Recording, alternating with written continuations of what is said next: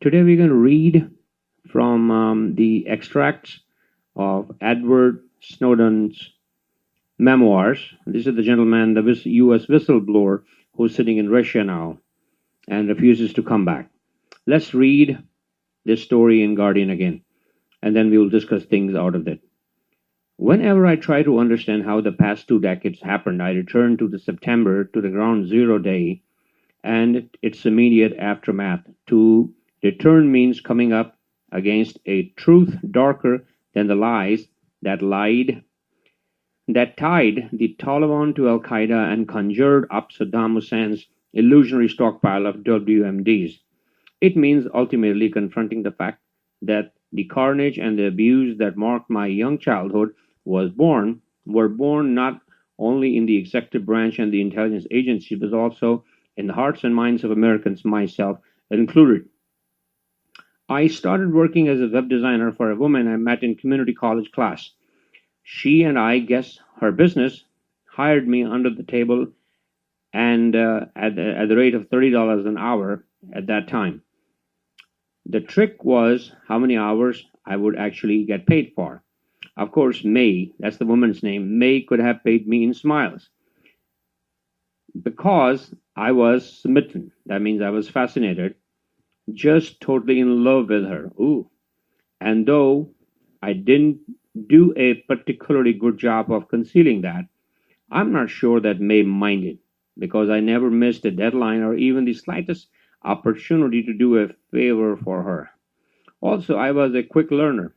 In a company of two, you have got to be able to do everything, although I could and I did conduct my business anywhere that after all is the point of working online. Although I could and I did conduct my business anywhere that, after all, is the point of working online, she preferred that I come into the office, by which I mean her house, a two-story townhome that she shared with her husband, a neat and clean man whom I will call North. Yes, May was married.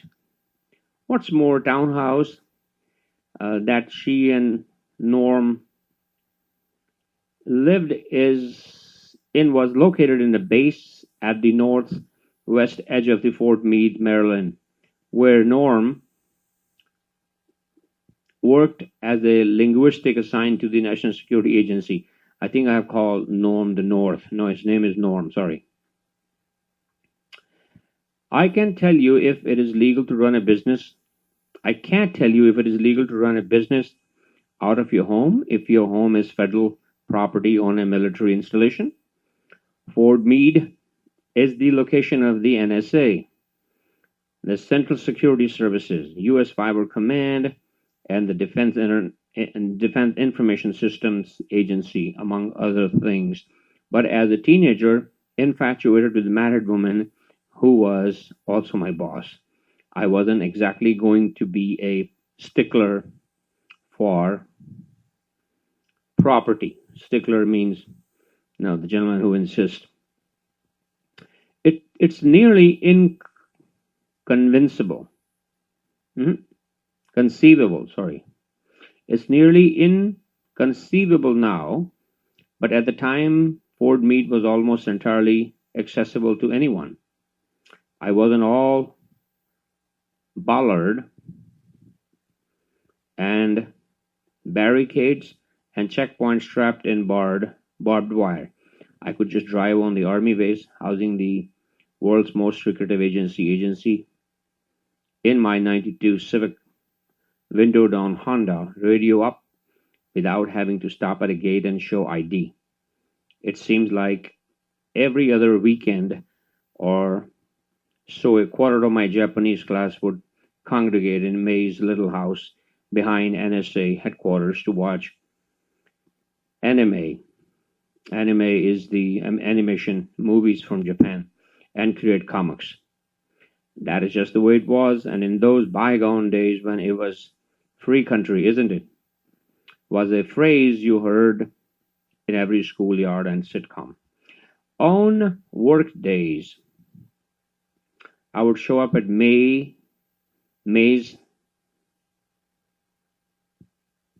house, I mean. The house word is missing. I would show up at Maze in the morning. Pulling into her cul-de-sac after Norm left for NSA, and I would stay through the day until just before he returned. On the occasions that the Norm and I happened to overlap during 2 years or so I spent working for his wife, he was, all things considered, kind of generous to me.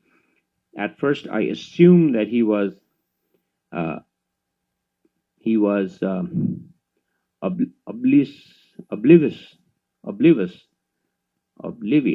oblivious to my infatuation. Oblivious means uh, hmm, oblivious to my infatuation, or had such a low opinion of my chances as a seducer that he didn't mind leaving me alone with his wife.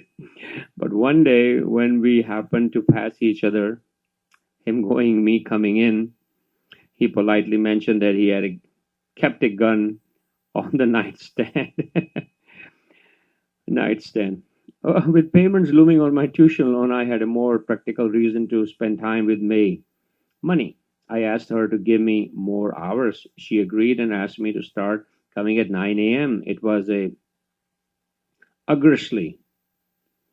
Uh, aggressively means not in a good way. I mean, it was an aggressively early hour, especially for a freelancer, which was why I was running late one Tuesday afternoon. I was speeding down Route 32 under a mild, beautiful Microsoft blue sky, trying not to get caught by any speed wraps. With a little luck, I would roll into Maze sometime around 9:30 a.m. and my window down and my head riding in the wind. I felt like a lucky day. I had talk radio cranked and was waiting for the news to switch to the traffic.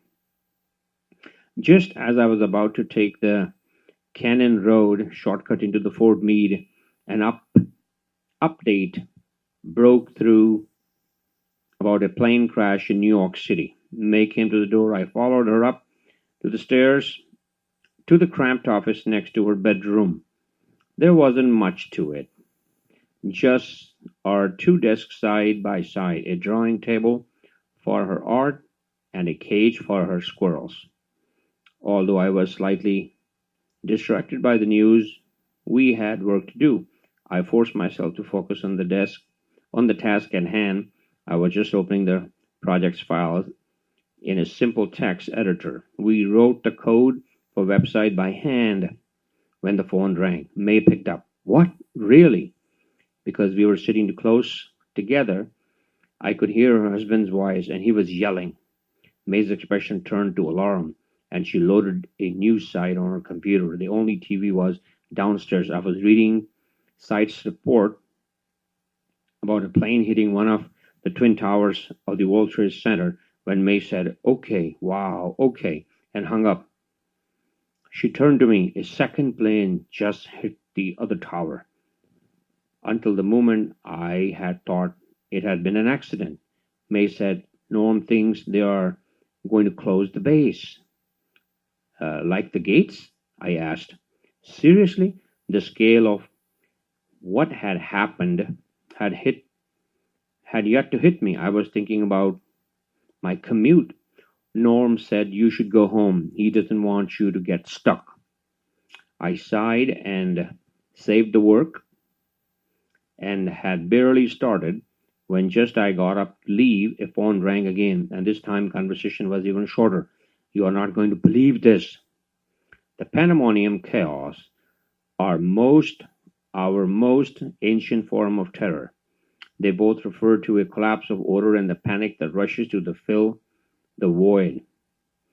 As for as long as I live, I remember retracing, retracing my way up Ken Road after the Pentagon was attacked. Madness poured out of agencies, black glass towers, a ride of yelling, ringing cell phones, and cars revving up in the parking lots and fighting their way on the street. At the moment, of the worst terrorist attack in U.S. history. The staff of the NSA, major signals intelligence agency of the U.S. intelligence community, was abandoning its work by the thousand, and it was swept up in the flood. And I was swept up in the flood, means in the traffic. The NSA director, Michael Hayden, issued the order to evacuate before most of the country even knew what had happened. Subsequently, the NSA and the CIA, which also evacuated all but a skeleton crew from its headquarters, would explain their behavior by citing a concern that one of the agencies might potentially, possibly, perhaps be the target of the fourth and the last hijacked plane, United Airline Flight 92, rather than, say, the White House or Capitol. I sure as hell wasn't thinking about the next likeliest target as I crawled through the gridlock and everyone trying to get their cars out of the same parking lot simultaneously. I wasn't thinking about anything at all. I remember escaping the panicked crush of the spies, fleeing Fort Meade just as the North Tower came down. Once on the highway, I tried to steer with one hand while pressing my buttons with other, calling family indiscriminately and never getting through. Finally, I managed to get in touch with my mother, who was working as a clerk for the federal court in Baltimore. Uh, they at least weren't evacuating.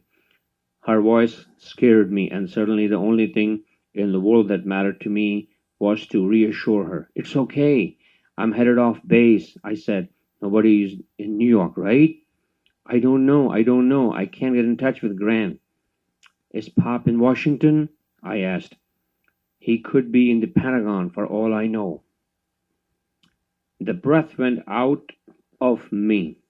By 2001, my maternal grandfather had retired from the Coast Guard, and was now a senior officer in the FBI, serving in one of the heads of its aviation section. That meant that he spent plenty of time in plenty of federal buildings throughout DC and its environs. Before I could summon any word of comfort, my mother spoke again. There is someone on the other line. It might be Gran. I gotta go. She didn't call me back. I tried her number endlessly, but could not get through, so I went home to wait, sitting in front of blaring TV, while I kept reloading new site. The new cable modem we had was proving more resilient than all the telecom, satellite, and cell towers which were falling across the country. My mother's drive back from Baltimore was a slog through crisis traffic. She arrived in tears, but we were among the lucky ones. Pop was safe. The next time we saw Gran and Pop, there was a lot of talk about Christmas plans, about New Year's plans, but the Pentagon and the towers were never mentioned.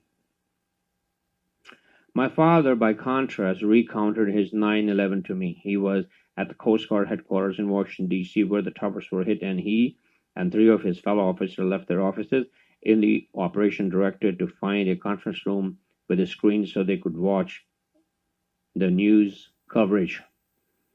A young officer rushed past down the hall and said they just bombed the Pentagon. Met with expressions of disbelief, the young officer repeated, I am serious. They just bombed the Pentagon. My father hustled over to the wall length window and gave him a view across the Potomac River of about 2/5 of the Pentagon and swirling clouds of thick black smoke.